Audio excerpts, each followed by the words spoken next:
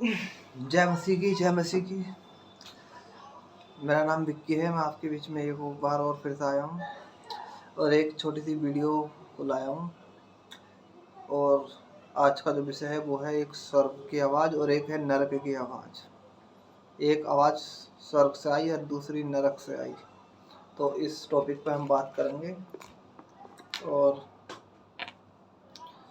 लूका की किताब 16 अध्याय 19 से लेके 19 से पढ़ेंगे हम। लूका 16 अध्याय वचन 19 से।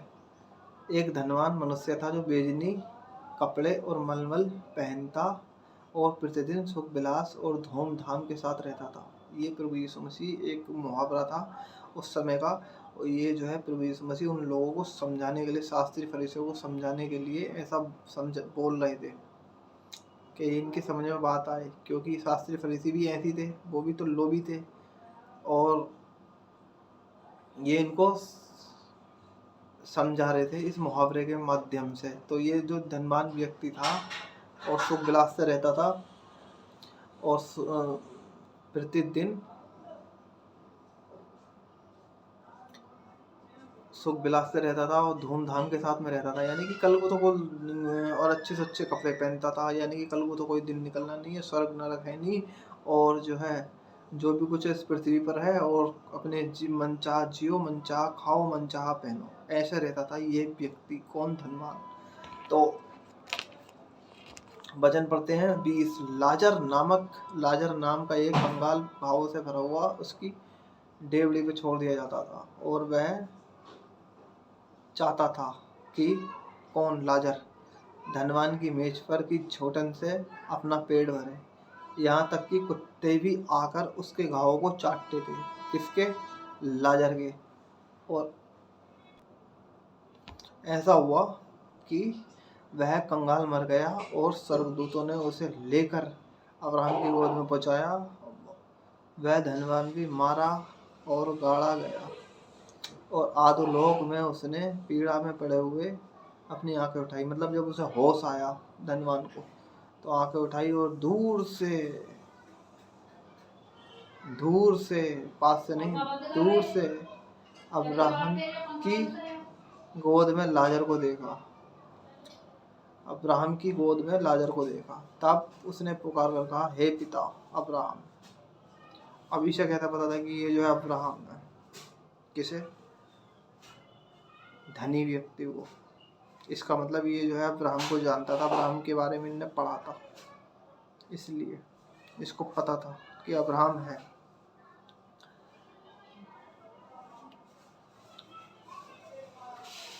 हे पिता अब्राहम, मुझ पर दया करके लाजर को भेज दे, ताकि वह अपनी उंगली का सिरा पानी में भिगोकर मेरी जीभ को ठंडी करे। इसका मतलब नरक है। और ये जो है एक बूंद पानी के लिए तरस रहा है,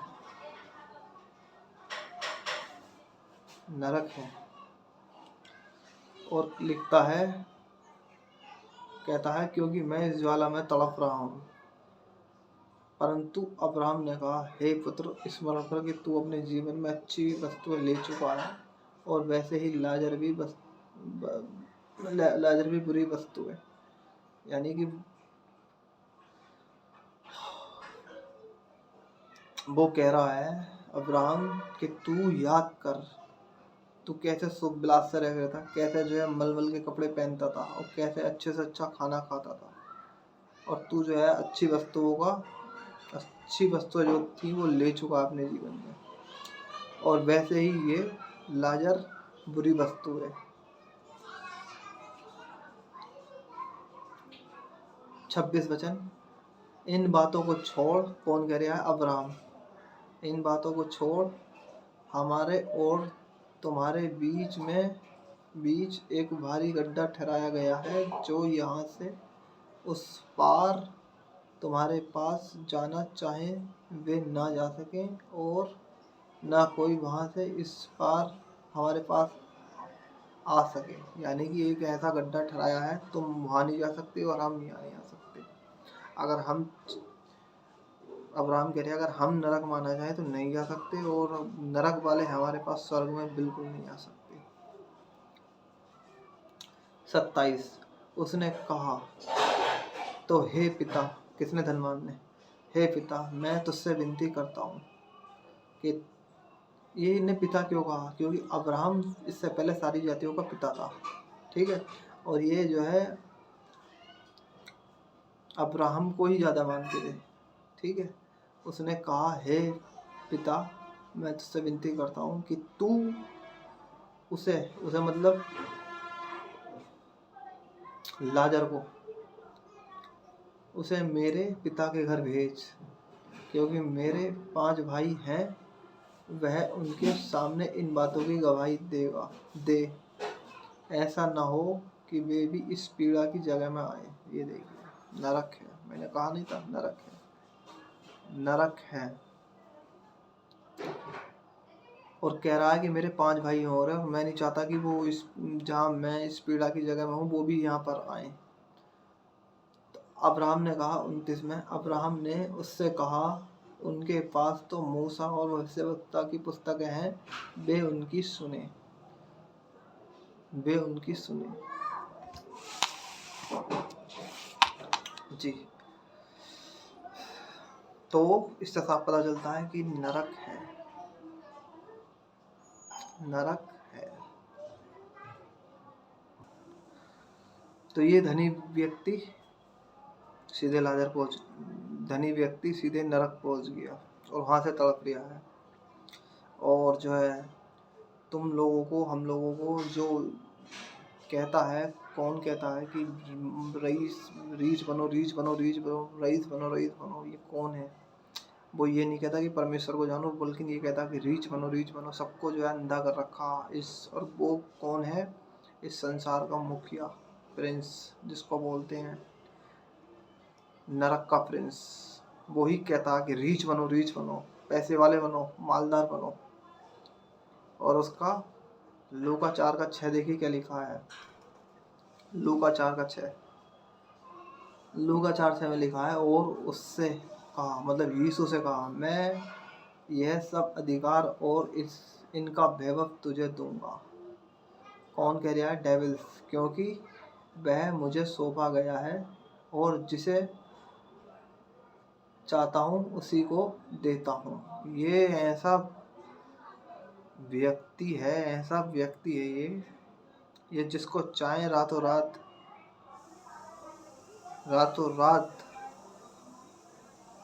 रोड से करोड़पति बना दे, जिसको चाहे उठा के बना दे, क्योंकि लिखा मैं जिसको चाहता हूँ उसको देता हूँ। और ये हम नहीं कह रहे, बाइबल बता रही है, जिसको चाहता है ये उसको देता है।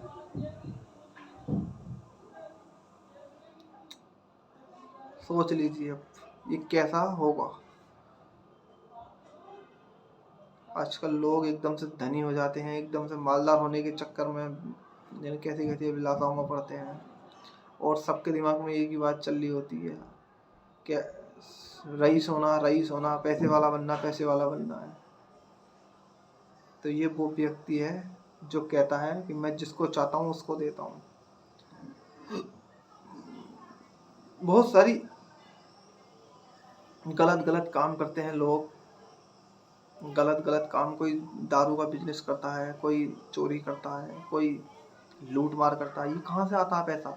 ये सब लूसीफर की जेब से आता है, नरक से, उसी की जेब से आता है ये पैसा। उन लोगों के पास जो 2 नंबर के धंधे करते हैं, ये सब पैसा उसी की जेब से आता है। ये वो देता है उन लोगों को आशीष। ये बात आप समझ लेना। जितने भी 2 नंबर के काम है, सभी उसी की जेब पॉकेट से आता है पैसा। आपको समझना होगा इस बात इसको, क्योंकि मत्ती 6:33 में लिखा है,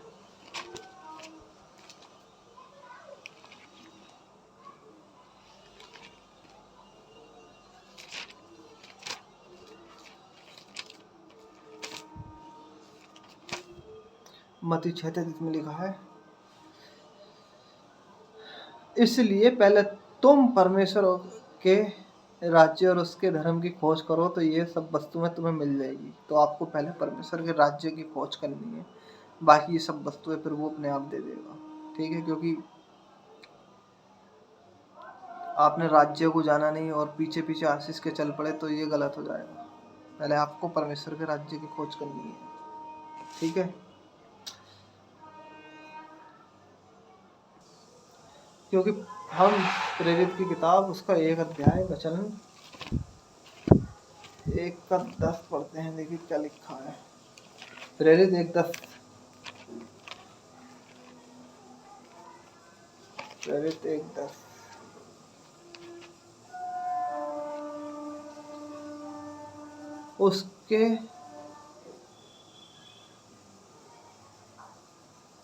उसके जाते समय जब वे आकाश की ओर ताक रहे थे तो 2 पुरुष श्वेत वस्त्र पहने हुए उनके पास आ खड़े हुए। वचन 11, और उनसे कहा, हे गलीली पुरुषों, तुम क्यों खड़े आकाश की ओर देख रहे हो? यही यीशु जो तुम्हारे पास से स्वर्ग पर उठा लिया गया है, जिस रीति से तुमने उनसे स्वर्ग को जाते देखा उसी रीति से फिर आएगा। इसका मतलब ये है कि 2 स्वर्गदूतों ने ऊपर से आकर प्रभु यीशु मसीह की गवाही दी कि प्रभु यीशु मसीह ही सच्चा प्रभु यीशु मसीह है। ठीक। और 4 का बारे में लिखा है, किसी दूसरे के द्वारा उद्धार नहीं, क्योंकि स्वर्ग के नीचे और मनुष्य में दूसरा और कोई नाम नहीं दिया गया जिसके द्वारा हम उद्धार पा सके, मतलब मनुष्य उद्धार पा सके। तो आपको ये समझना होगा। और इब्रानी 9:27,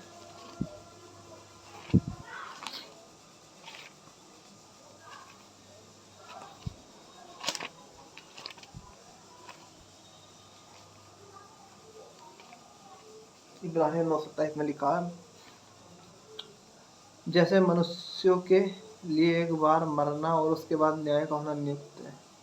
सिर्फ एक बार मरना, फिर उसके बाद में न्याय ही होना है। जैसे वो सीधे लाजर वहां गया, कोई दूसरा जन्म नहीं। और 1 तीमुथियुस 6:17 में क्या लिखा है? 1 तीमुथियुस 6:17,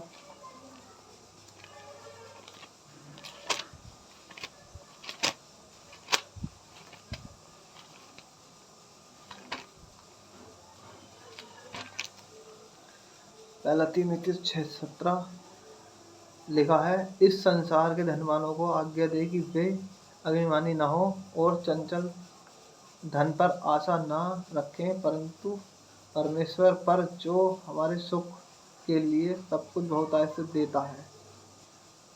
1 तीमुथियुस 6:17 ये बताता है हमें।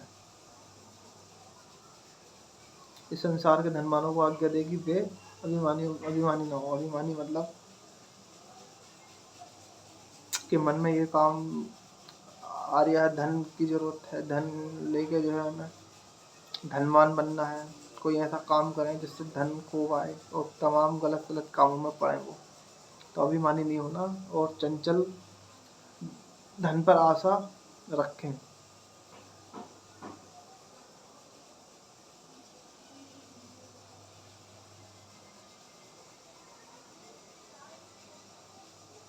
क्योंकि हमारा परमेश्वर सुख के लिए सब कुछ बहुतायत से दे सकता है बिना किसी ज़्यादा कोई परिश्रम करे हुए। ठीक है, तो हमें किसी तरह का ऐसा कोई जोखिम नहीं उठाना है जो हमें ऐसी लालसाओं में फंसे। ठीक है।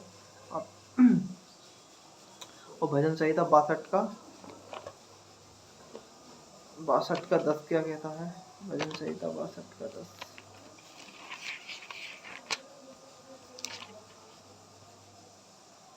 अंधेर करने पर भरोसा मत रखो और लूट पाट करने पर मत फूलो। चाहे धन की संपत्ति बढ़े तो भी उस पर मन ना लगाना। किसकी बात कर रहे हैं? धन की। अगर आपके पास धन खूब इकट्ठा हो गया तो उस पर आपको मन नहीं लगाना। बाइबल इतना बोन कर रही है, हमें इतना अलर्ट कर रही है।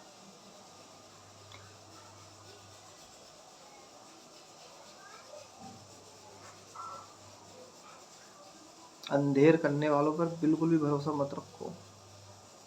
बिल्कुल भी। जो अंधेर अंधेर के काम अंधेर करते हैं, गलत तरीके से पैसा कमाते हैं, और उन पर फूलो मत, बिल्कुल मत फूलो। बाइबल साफ मना कर रही है। लूटपाट करने वालों पर मत फूलो। चाहे धन की संपत्ति बढ़े तो भी उस पर मन न लगाना, नहीं तो आप परमेश्वर से दूर हो जाओगे।